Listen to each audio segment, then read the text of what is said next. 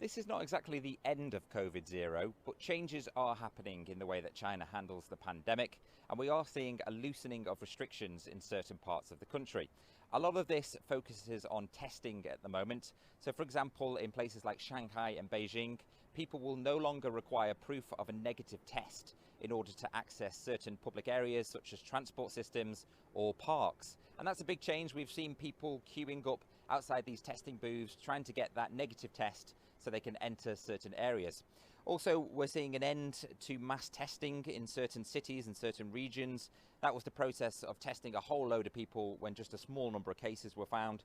And in other places, businesses are reopening despite rising cases. And that's a big shift from previous restrictions. Often when cases were found, there would be tighter lockdowns and tighter measures, but now authorities are opening the economy even as cases arise.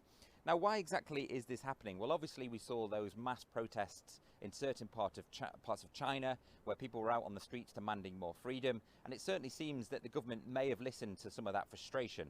Also, COVID-0 requires huge amounts of resources, and the economic damage that it's causing to China will not have gone unnoticed.